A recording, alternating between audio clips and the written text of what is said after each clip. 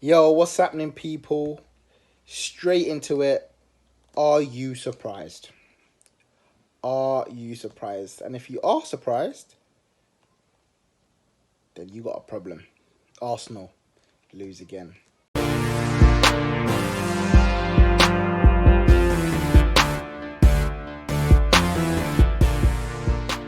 So we're 2 games into lockdown, and another defeat for Arsenal has really knocked any hopes of Champions League football, maybe even European football for next season.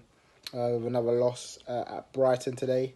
Neil MAUPAY with a winner in the 94th minute, really causing damage to Arsenal fans and players' hearts, really. Um, Before getting into it, in terms of the game and the lineup, again, this is what I said. I said, we need to attack this game. After the Man City game, a couple of days later, we got Brighton, so there's a good chance to really go and attack the game and try and get a decent result and play your best team. I feel like the best team was mostly out there in terms of players we had available. Obviously, Holding came in for Louise.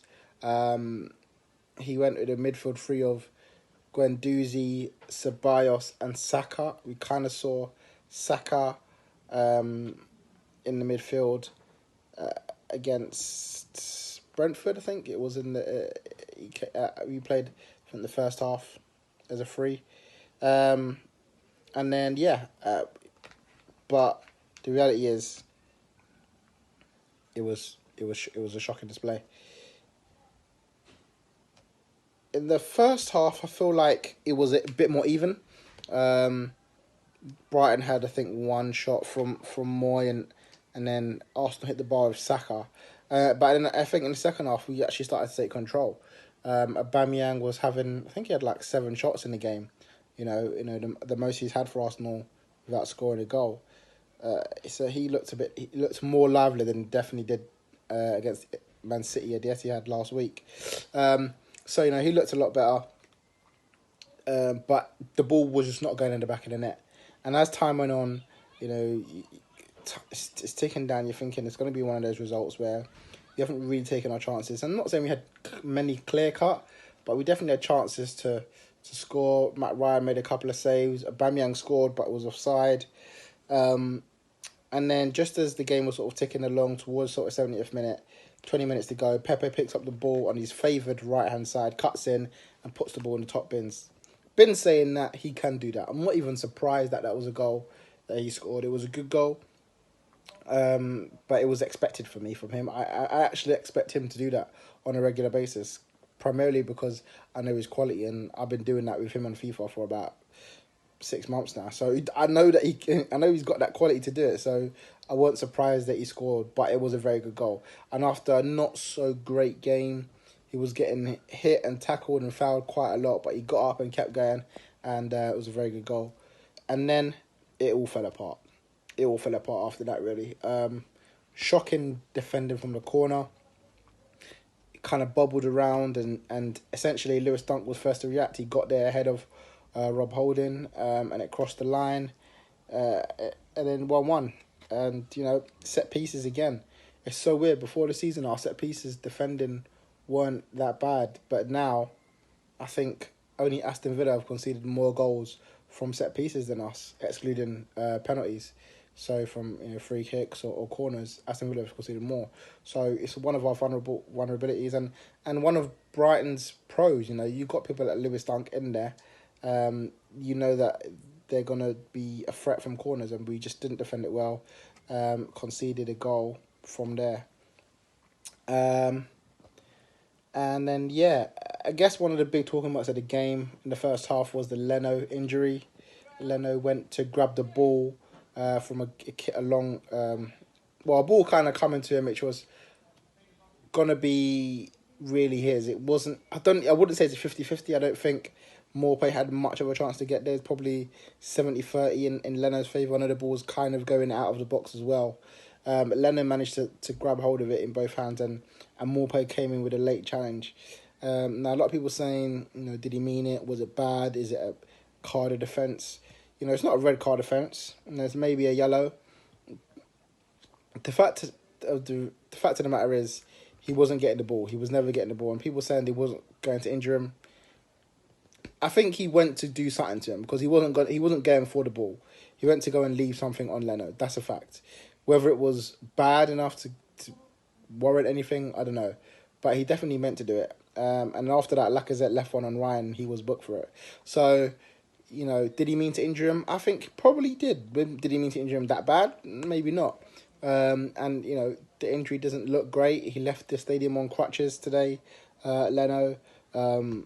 Knowing our luck is probably another cruciate. We've had it with Holding, with Chambers, with Bellerin already this season. And then, you know, so I wouldn't even be surprised if there's another one. And again, added to our injury list with the players that went off against Man City, with the players that were injured before. I think we're now up to 8 already. We just restarted the season, and we're 8 man down. So, you know, it's not good news for us going into the game against Southampton next week. But listen, we have to just be real about Arsenal. I started about this video by saying, are you surprised? Because this is where we are. You know, the players at the moment are not performing at the standard they can do. Arteta isn't necessarily getting the best out of them right now, but they're not necessarily putting in the effort. I feel like there's a lack of effort going in, and I feel like Arteta's got a job to do for the rest of the season to get this mentality up of, you know, not thinking that the game's done at 1-0, not over-celebrating and getting a bit too mad. Neil MAUPAY said at the end of the game that we need to be more humble, and you know, I kind of agree with him. You know, I can't batter him for it. We do sometimes go out there and think that the game is done, and we sit in our high horses because we're 1-0 up. But you know, we need to put the game to bed. We need to be scoring that second goal. We never really did it. We had chances, we didn't really take it. And then you know, but MAUPAY did. You know, in the 94th minute, a link up with his striker, flick over the top. I think Mustafi probably should have done a bit better, but it was a good move from them, and he dinked it over, or kind of smashed it over Martinez, and that's the game. It's a loss. You know, are Arsenal's quest for Champions League done? Yes. Are their quest for Europa League done? Probably not. Am I bothered? No. Does this defeat hurt me? Not really. I predicted Arsenal would win 2-0. We lost 2-1, and I'm not even surprised.